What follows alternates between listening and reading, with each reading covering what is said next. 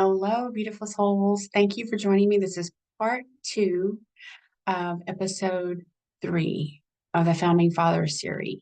If you missed part 1, please stop this video and look for part 1. It should be in the description of this video. There's also going to be links in the description of the videos, part 1 and part 2, that you can look into other videos that I have touched on these topics before for more information. So, Founding Fathers series, episode 3, part 2, John Fitzgerald Kennedy Sr. Again, these are Q&As. I was contacted by the soul being that was on this planet in this incarnation as John Fitzgerald Kennedy Sr. We have a soul family connection, and he stepped forward wanting his truth to be told. So here we go. My question to him: tell me about the way your assassination was planned out. JFK. H.W. Bush led and orchestrated the teams to kill me. These teams included the FBI, the CIA, the DOJ, the military-industrial complex leaders, mafia, and almost any three-letter agency were easily convinced to be complicit with the assassination plan. Question: is this because your administration was mapping out NESARA and exploring and exposing crimes against humanity, specifically crimes against children? JFK. Yes, my administration started mapping it out, especially when we found out how much money was owed to the people. We found artifacts and treasures that were long thought lost during World War II. Grandpa K, this is another soul family member that has come forward with information about the truth of some things in our world when he was incarnated here. And so they collaborated in a way in providing me information in pieces and parts. And so I did videos from Grandpa K already. They're in my channels, and I'll link those in the description. Grandpa K was in Europe. He and the Q team, the very same Q team, Q started a very long time ago, were assigned to find these treasures. When we say we have it all, it means a lot more than what anyone knows. Remember the treasures from under the Vatican. We recovered artifacts, treasures, scrolls, precious metals, and crystals from there. And it puts the Getty and Smithsonian to shame. The Q team has been recovering treasures from the very beginning and cleared a lot from the Grand Canyon before the greedy elites like Teddy could seize it. Again, I cover Teddy Roosevelt in episode 2 of Founding Fathers. So check that out. That link to the video is in the description of this. Question. Well, this is actually a statement of mine. We've covered soul contracts, and I've mentioned it in several videos. I have a specific video. It's titled Truth on Soul Contracts. And the gist of it is if you're new to my channel and you haven't seen that video yet, the gist of it is as an energy being, as a soul, we decide before we incarnate in our body on this dimension or any dimension, what it is as a soul that we need to experience to evolve, to further evolve. Obviously, the goal is to transcend a dimension. To transcend, you have to learn many, many lessons. Here in this dimension, we learn the lessons of duality. Okay, so a soul being sits down and meets with a karmic board. Karmic board is full of angels, archangels, ascended masters, beings that can that have all ascended, and they're all very, very wise, and they understand the nuances of soul evolution. What does a soul need to experience? Every soul being chooses their birth family, their birthday, their challenges, their opportunities, their blessings, and whatnot. It's all soul contracted. Many of the beings that you encounter in your life are soul contracted. So you would have that exact experience with you, planned before you ever took your first breath or first step here on this planet. So please, if you're interested in that, check that video out. It will help you understand things in general a whole lot better. So JFK's soul is a soul sibling of mine. That's our soul connection. There's many in my family. His soul chose to incarnate in a mafia-connected, heavily Catholic indoctrinated family, to be the one to expose the truth. The father he chose, Joe Kennedy, was a soulless, patriarchal, emboldened being who had the protection of not only the mafia, the church, the political party, but also in this country and in Europe, all over the world, really, because of his connections to the royal reptilians.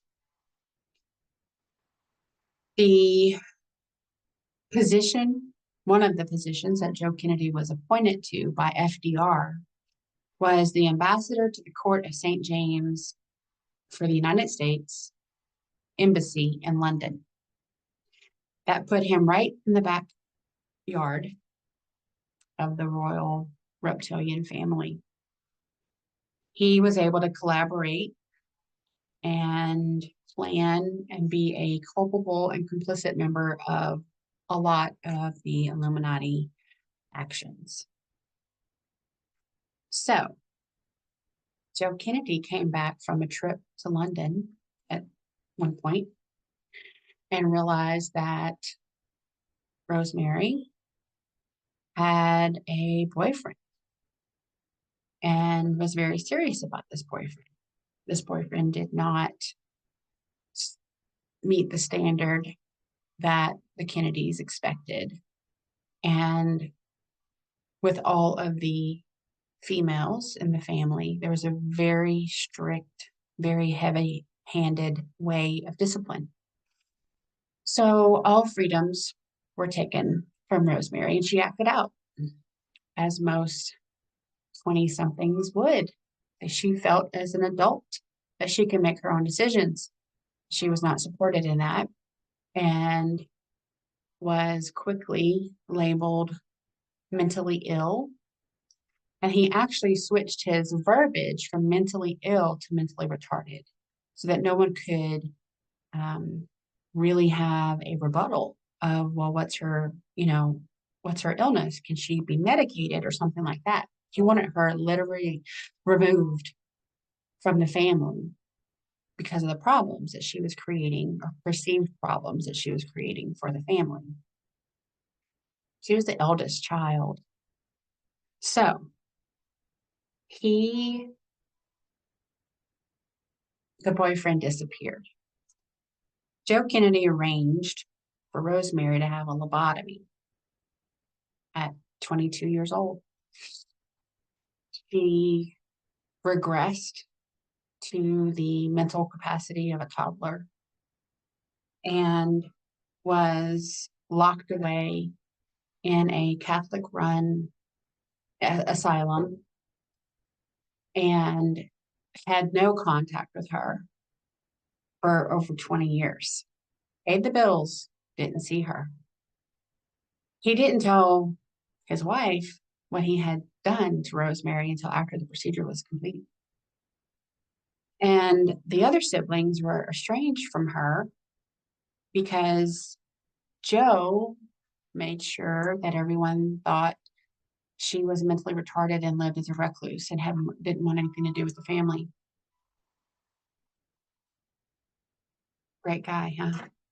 So many of JFK's earthly family's actions, the abuses, the illegal acts, were being called out by JFK, who honored his soul path and soul contract as a light being to free the people. This was the real foundation for the return of Camelot. President Hoover had entered into the Granada Treaty with the Gray Aliens. They're also known as the Zeta Reticuli. As a space race, that is the race that was contracted over a millennia to participate in alien abductions, DNA theft, DNA harvesting, and hybridization programs of humans and aliens. This treaty allowed for humans to be abducted by Greys for hybrid experiments, breeding, stealing DNA.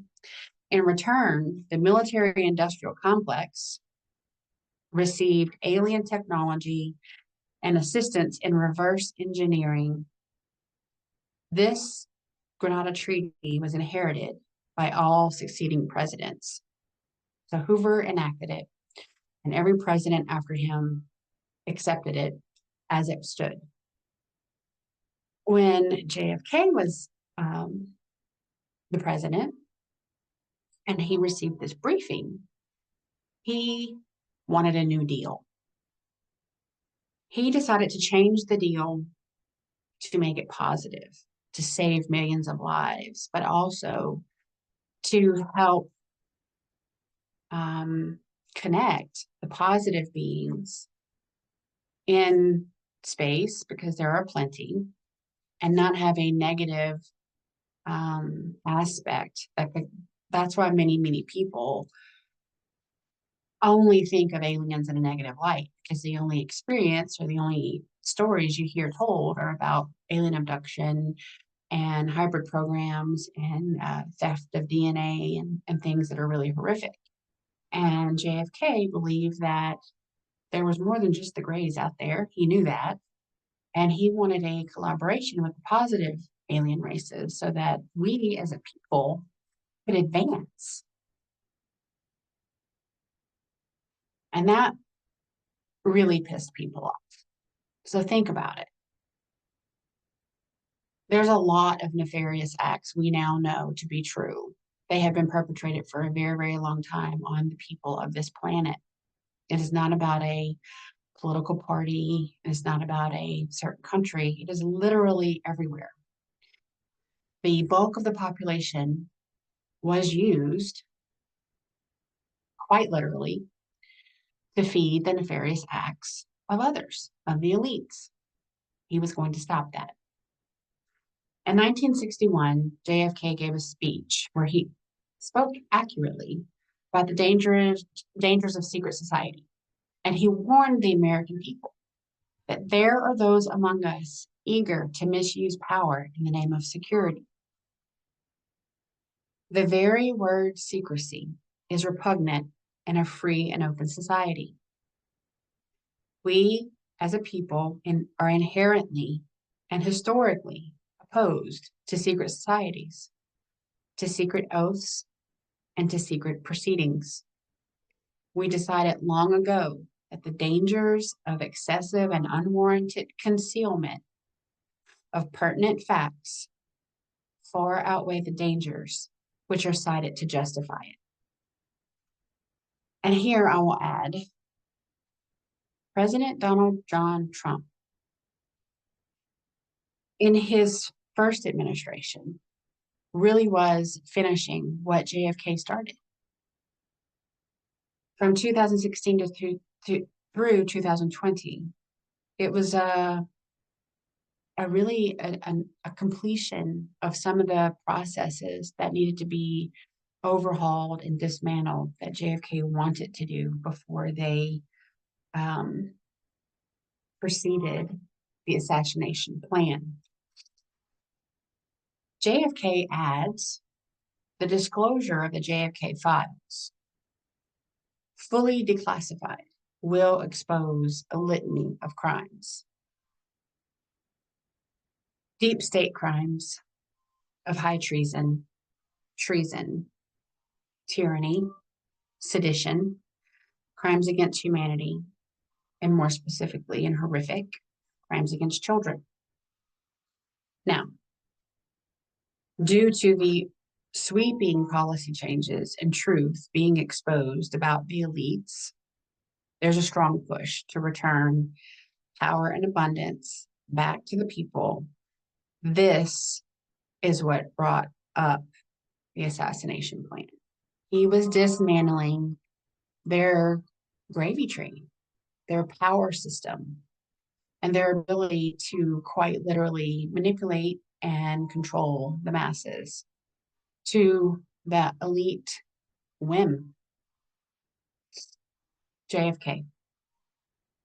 H.W. Bush was able to show all those involved with corrupt policy and policing, total criminal behavior, that they would face exposure, that they would face charges and loss of revenue, loss of power. So it was easy to get many on board with the plot to kill me. On November 22nd, 1963, the teams of assassins shot and killed my body double in Dallas, Texas. We knew of the plan because we had good intel from double agents like Marilyn and Elvis. JFK, Jackie, and all the children in the public had body doubles.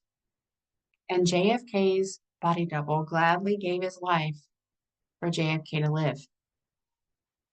Jackie's marriage to the Onassis family provided her mafia clout that protected her in her identity and the children from any further attacks. He adds, soon you, the people, the public, will learn who you thought dead is alive, who you think is alive is dead, and the reasons for both extremes. Shocking? Maybe you always had an inkling that things did not add up. A lot of this information completely resonates in my soul, as horrific as it is. Power is truly intoxicating. To some, the most effective way for them to expand their demands is to fearmonger, to keep us in a fear state. I have spoke about that in many, many videos. Fear elicits a very low vibration. It keeps us in a state that we're not able to process and find the truth. And we are easily manipulated at that point.